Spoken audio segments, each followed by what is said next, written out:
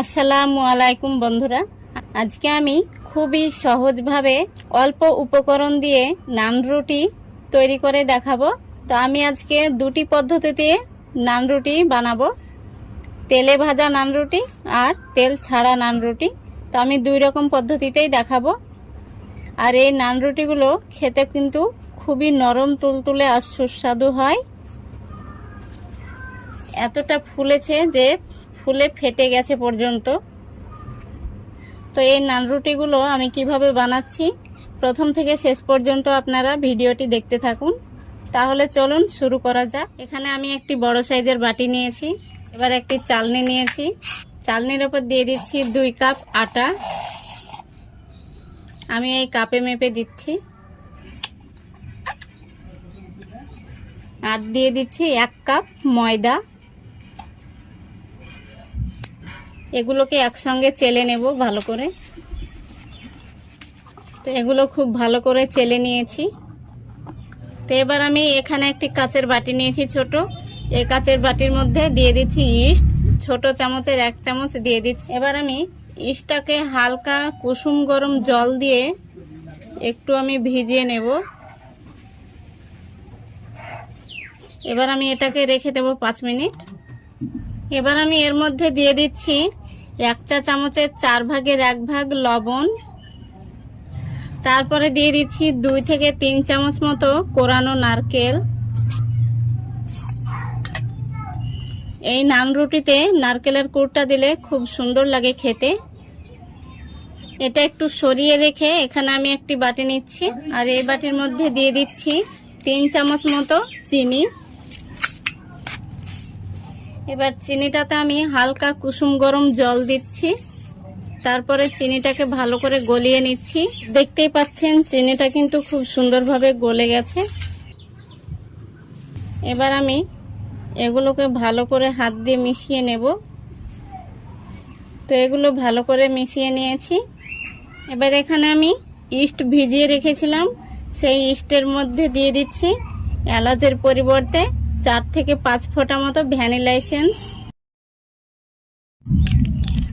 এই ভ্যানিলা এসেন্সটা দিলে ইস্টের যে গন্ধ থাকে একটা, সেটা অতটা বোঝা যাবে না।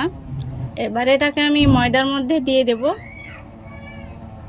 এবার আমি হাত দিয়ে ময়দাটা ভালো করে মেখে নেব। এবার আমি যে চিনিটা গুলে রেখেছিলাম সেই জলটা দিয়ে ময়দাটা ভালো করে মেখে নেব।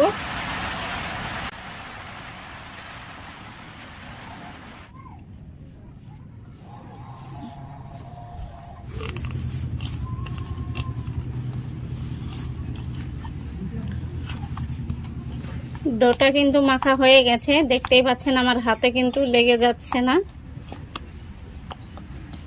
এবার আমি ডোটার উপরে এই যে একটু সাদা তেল নিলাম, এইভাবে আমি মাখিয়ে নেব।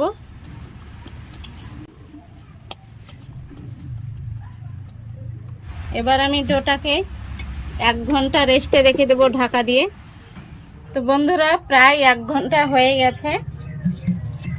এই যে দেখুন ডোটা কিন্তু ফুলে প্রায় দ্বিগুণ হয়ে গেছে। ডোটাকে আরো একটু আমি মথে নেব।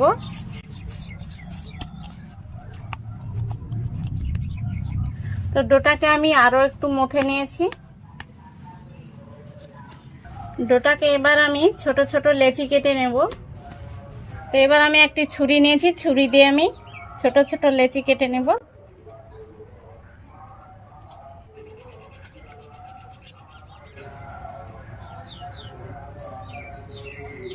এখানে আমার 7টা লেচি হয়েছে, 7টা নান রুটি হবে। তো এবার আমি রুটিগুলো বেলে নেব।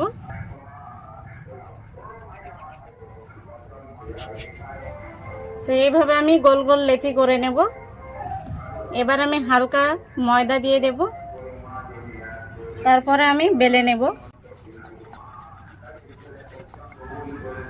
তো নান রুটিগুলো কিন্তু এইরকম হবে, খুব বেশি পাতলাও হবে না, আবার বেশি মোটাও হবে না, এই রকমই হবে। এইভাবে আমি সব নান রুটিগুলো বেলে নেব। এই যে দেখুন আমি সবগুলো নান রুটি বেলে নিয়েছি। এবার ভেজে নেওয়ার পালা। তো আজকে আমি 2 রকম পদ্ধতিতে নান রুটিগুলো ভেজে দেখাবো। এবার আমি গ্যাসটা অন করে দেব। গ্যাসটা অন করে দিয়েছি, দেখতেই পাচ্ছেন একটি ননস্টিক কড়াই বসিয়ে দিয়েছি আর কড়াইতে দিয়েছি সাদা তেল। তো আজকে আমি দুই রকম ভাবে নান রুটি ভেজে দেখাবো। প্রথমে আমি তেলে ভেজে দেখাবো, তারপরে আমি তেল ছাড়া ভেজে দেখাবো। তো গ্যাসের ফ্লেমটা আমি লো ফ্লেমে রেখে দিলাম। এবার আমি নান রুটিগুলো তেলের মধ্যে দিয়ে দিচ্ছি।